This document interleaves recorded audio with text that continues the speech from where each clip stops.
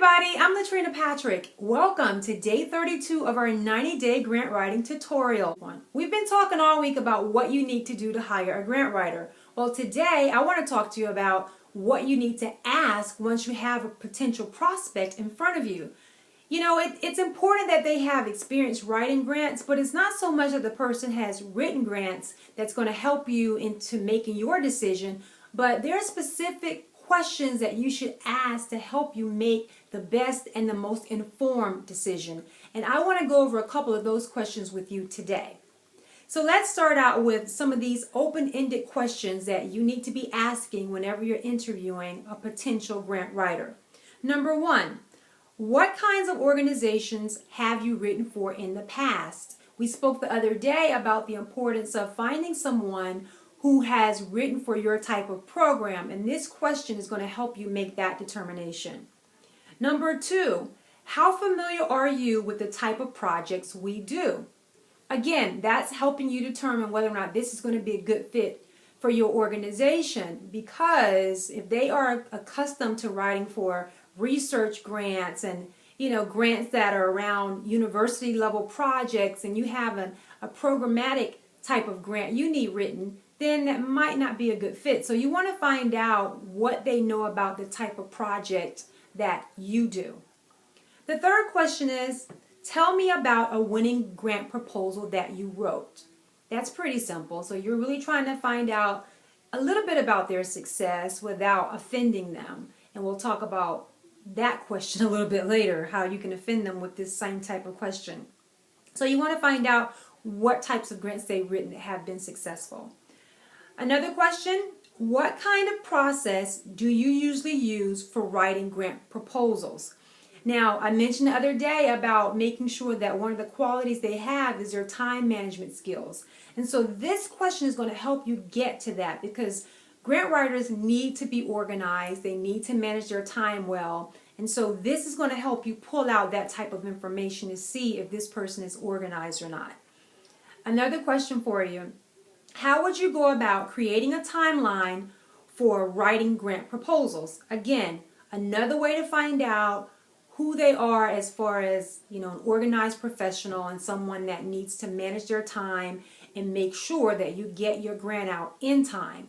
That's key, and you want to make sure that this is the type of person that can do that. You don't want someone who's going to be a procrastinator, not even thought about a timeline. That's a red flag. If someone says they're a procrastinator and kind of does things at the last minute, or they work well under pressure by doing stuff at the last minute, that's not really a good sign, so that's a red flag for you.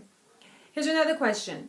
How do you ensure that a grant proposal will be submitted on time with all its I's dotted and T's crossed? So a lot of the work that goes into getting the grant written, obviously all of that is on the writer, but there are other components that they still have to be responsible for gathering, like the evaluation component from the evaluator. They need to get those letters of support in from their community partners. They need to make sure that if it's a federal grant, that everything's in place to get that grant uploaded in time, or if there's an organization who has a key staff person that actually does that, they need to make sure they've worked it out to get that grant to that individual in time, so that individual can then upload that federal grant application. So you want to make sure that they have a process in place that will ensure that everything is done. So that's a really great question. Another question is, outside of your writing skills, what other fundraising skills or experience do you bring to the table? Again, we talked about this a little bit last week when I laid out for you the difference between a fundraiser and a grant writer. And I mentioned that grant writing can be a part of your fundraising strategy, but fundraising in and of itself is different than grant writing. But it's really great if you have someone who has both of those skill sets, especially if you're sure that you're going to be doing this on a continuous basis, meaning you're going to not just stop at this grant, but you're going to continue applying for other grants, and also continue to utilize fundraising strategies to get more money coming in. If you're a new nonprofit, that's important. So if you're hiring someone, it's a plus if they have both of those skill sets. So that's still a great question to ask. And then the last thing you want to ask them is, how do you charge for your work? There are multiple ways that grant writers can charge for their work. You know, in my days as a grant writer, I did a couple of different things. Sometimes I would charge based on the scale of the project because I know that it takes a lot more work to do a federal grant than it does to write a foundation. So in some of those cases, I may have used like a flat rate depending on the foundation grant or something like that.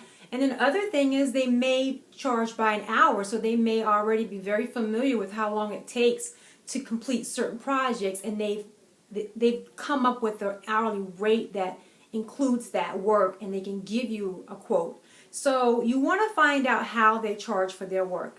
So those are some key open-ended questions that I recommend you ask when you find someone that's a potential grant writer for you. On the flip side of that, I want to talk to you about two questions that we consider problematic questions, and you want to avoid these questions at all costs. The first one is, what's your track record for winning grants? It sounds great, but that's really not the best question to ask because, you know, it's tempting to assume that a grant writer's track record is a good way to ensure a win, but the reality is that grant writer has no control over that project getting funded.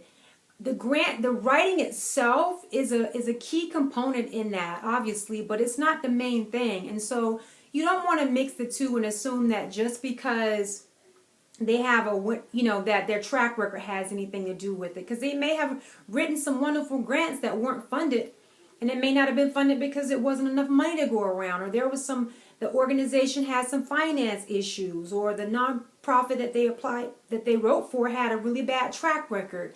It could have been a lot of different things. So that's a problematic question that you really want to avoid asking. And we talked about in the questions earlier a way that you can get that answer without offending the person that you're trying to hire. And the second thing is, will you work on a commission? This is not a good question. And this is really a question that comes up honestly from inexperienced nonprofits. There is a misconception that you can actually pay a grant writer out of the funds from the grant that was awarded.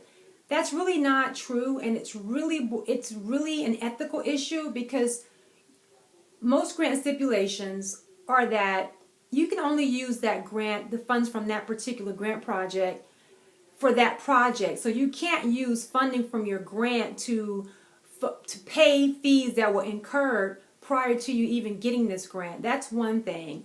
And the other thing is, it doesn't take into the account the fact that you may not even get funded. So if you don't get funded and this person has put in all this work and they say, yeah, they'll work based off of commission from the grant award, and you don't get the grant, then what? So those are some very clear reasons why that's not a good practice to get into. Because honestly, you're paying that grant writer for the effort that they're putting into that work, and not necessarily whether you get funded or not. Because that grant writer can't control whether or not you get funded, but there's a lot of work that goes into putting a proposal together. So you're paying them for that effort and for their time.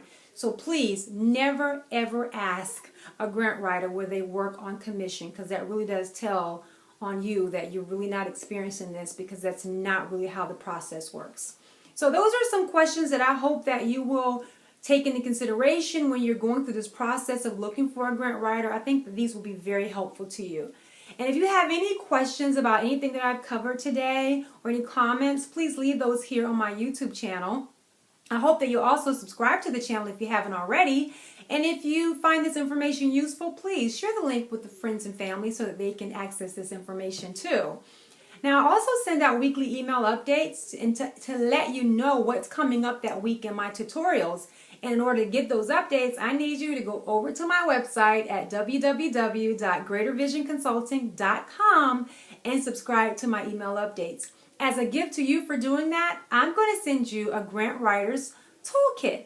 And it has a proposal template in there, a budget template, sample letters of support that you can use to get letters from your community partners, and also some links and some references for the beginning grant writer that will really help you as you're starting out in this industry. While you're on my website, check out my bio and my experience and also the services that I offer, because I would love the opportunity to work with you or your organization. So check that out as well. Thank you so much for watching today. I hope you've learned a lot and I hope you've enjoyed today's tutorial. I will be back here tomorrow with some more great information. Until then, see you tomorrow. Bye.